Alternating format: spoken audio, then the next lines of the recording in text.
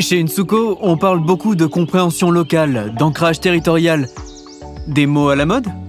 Insuko a commencé en Guinée avec la volonté de s'ancrer durablement sur le territoire. Rapidement, nous avons été sollicités à l'international, justifiant l'ouverture d'une société à Londres. Mais rester au plus près de nos pays d'intervention était primordial. Nous avons alors créé des sociétés dans nos territoires de prédilection. Aujourd'hui, Insuko intervient dans une quarantaine de pays, en Afrique, en Amérique et en Asie, et regroupe 120 employés et 250 contractuels. Tu vois, ce ne sont pas que des mots. Mais comment peut-on être cohérent en travaillant aussi bien pour des miniers que pour des ONG ?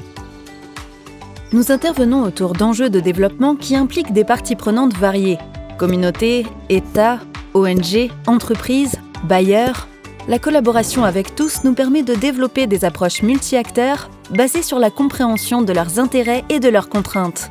L'interaction avec cette diversité d'acteurs enrichit notre expertise qui a convaincu plus de 200 clients dans le monde. Vous mettez les sciences sociales au cœur de votre expertise, mais vous en donnez une définition très large. La question sociale est l'enjeu clé de l'ancrage territorial de tout projet. Ainsi, nous avons étendu nos interventions à des domaines dépassant la seule gestion des impacts sociaux, tels que les processus de concertation territoriale, les enquêtes de base et les études spécifiques sur leur paillage, le foncier, les migrations, la réinstallation et la restauration des moyens d'existence, la gestion digitale des données sociales, mais aussi la formation et le conseil stratégique.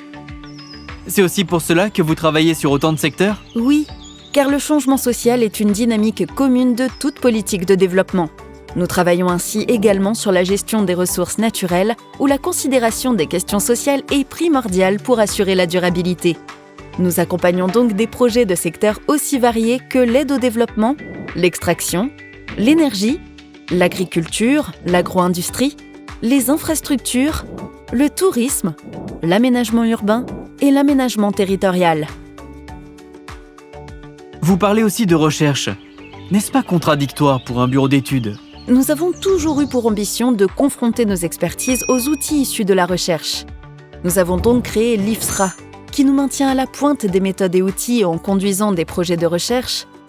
Et nous avons aussi créé un réseau d'observatoires des transformations territoriales.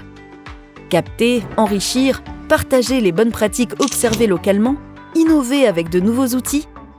Dans un monde qui se réinvente continuellement, c'est bien notre professionnalisme, notre créativité et la diversité de nos collaborateurs qui nous permettent de nous adapter, toujours avec la même rigueur, et de nous projeter avec dynamisme vers les 10 prochaines années.